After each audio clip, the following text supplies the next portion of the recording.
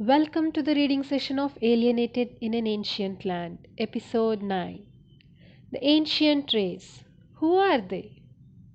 So much was spoken about the Grandmaster in the last episode. So let's meet him today. Let's begin the reading session. An old man with a white flowing beard was meditating in a room. Tanya and Shamit entered the room and sat in silence.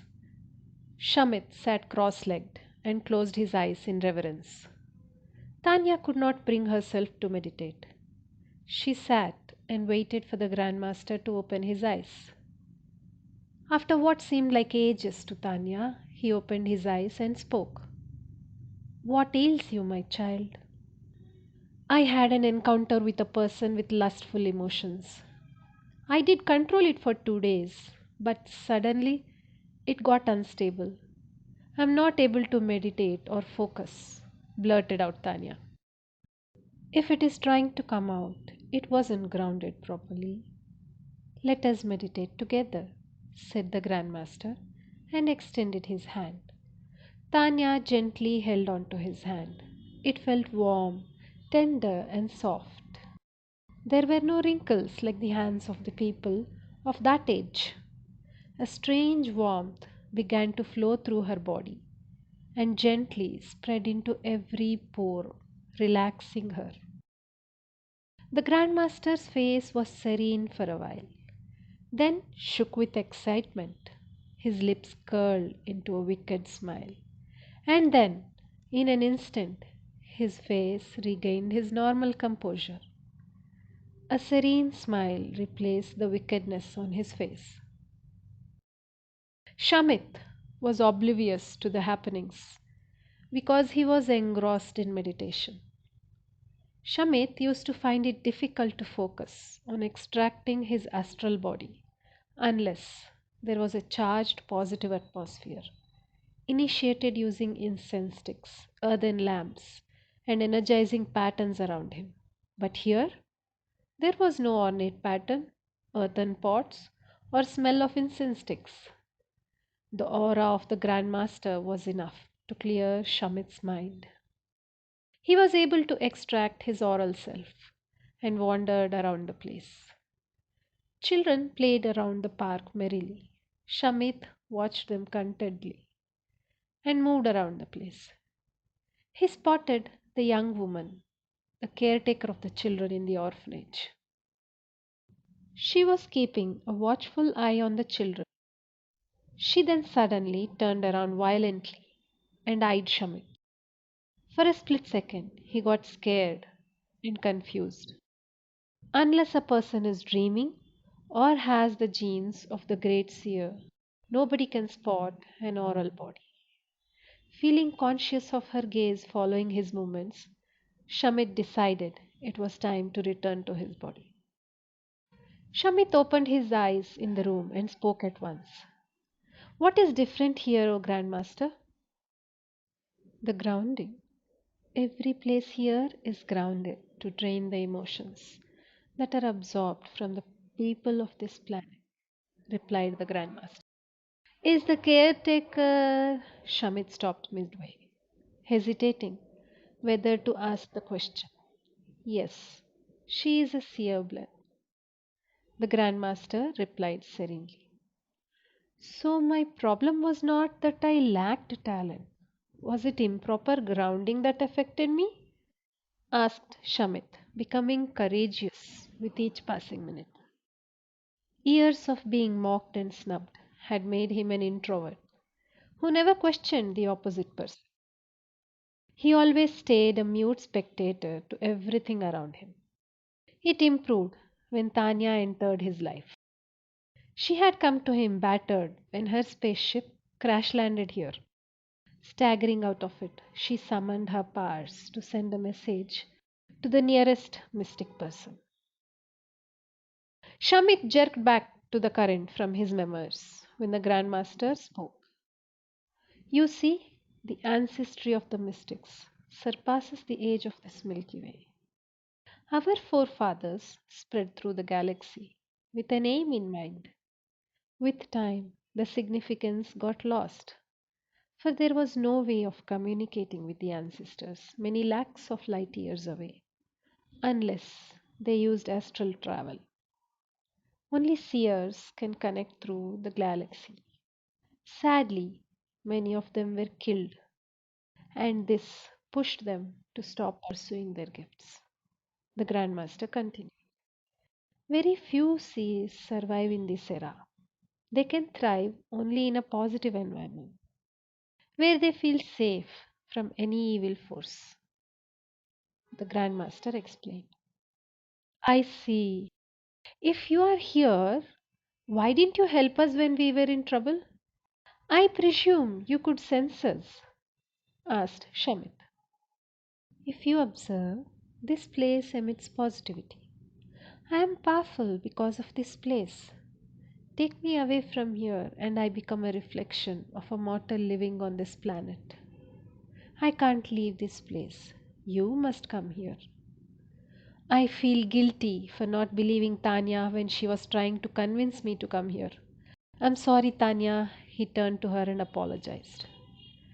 You see, I didn't know the reason the Grandmaster never came to our place, so I stopped telling you once you convinced me that he may not be real, said Tanya. But I am happy to know that our race is ancient and we are here with an aim. Oh, Grandmaster, please help us find the ancient one, Tanya pleaded with folded hands. My child, why do you seek the ancient one? To know my destiny. I am tired of hiding, Grandmaster. Why should we hide? Who decided that the mortals own this planet? Why is the planet unable to satiate our energy needs? Tanya burst out with questions. Calm down, dear. The ancient one is supposedly meditating.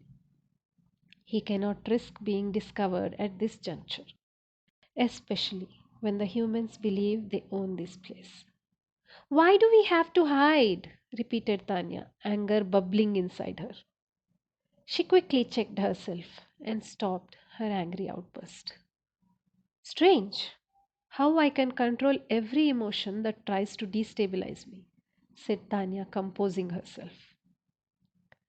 It is because of the place and its grounding. There are many such places all over the planet. You must use your inner power and believe in your sensing abilities, elaborated the Grandmaster. I can only theorize a possibility, but cannot be sure, continued Grandmaster. The great architect, the ancient one, was once hailed by every cosmic being.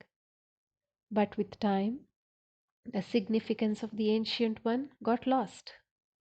The descendants decided to live in hiding and continue the architectural goals of the ancient one. Are we the descendants of the architect? But all we do is hide. What is the architectural goal? I haven't any clue about it, interrupted Tanya. The marvelous structures that are built on every planet are the work of the mystic race. You, my dear child, will eventually find your purpose, finished the Grandmaster. The next day, Mitresh and Lohitaksh were back at the restaurant. Mitresh had asked Lohitaksh to behave himself when around the waitress. He had designed a small, field sensitive device which could detect the anomalies in the reading and send it to his smartwatch via Bluetooth. They had ordered food using the automated ordering system and were waiting for Tanya to bring the food. Mitresh kept checking his smartwatch for readings. Until now, all the readings were normal. He wanted to look around the place. He acted as if he got a phone call to attend and went outside. Talking absent mindedly, he roamed near the kitchen area. He theorized that if aliens were in hiding and they had to be in a restaurant, the best profession to choose would be the kitchen staff, away from the people. He constantly checked the values and was disappointed to see it was normal. Dejected, he returned to the table. Tanya was serving the food they had ordered. His stomach growled at the sight of the food. The aroma was inviting too. Something else buzzed in his hand, and to his surprise, It was the event that was triggered when the value crossed the threshold. He looked around to check if anybody was behaving suspiciously or watching them, but couldn't find anyone. When his stomach reminded him that it was time to eat, he sat down to eat. All the while, when eating, he felt the watch buzzing, but couldn't find anybody. Lohitaksh behaved better and kept his comments to praising the food. Oh, thank you. I will inform the chef. He would be happy to hear about it, replied Tanya courteously. Accidentally, Mitresh touched Tanya's hand when reaching for the salt and felt an electric shock surge through his body. His smartphone buzzed loudly. He was bewildered and blank for a moment or two. He then forced himself to look normal and ate hurriedly. What happened? Why are you gobbling food that fast? Asked Lohitaksh. You better hurry, we need to be someplace in 20 minutes, mouthed Mitresh, and gulped a big mouthful of his food.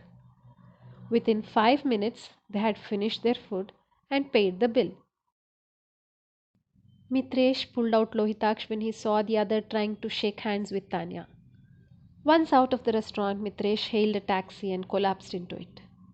Lohitaksh sat beside him hurriedly and said, Tell me now, what happened all of a sudden? Mitresh silenced him with a gesture and looked out of the car, trying to check if someone was following them. Once they entered the hotel room, Mitresh blurted out, That waitress! She is the alien. What? It can't be true! Exclaimed Lohitaksh.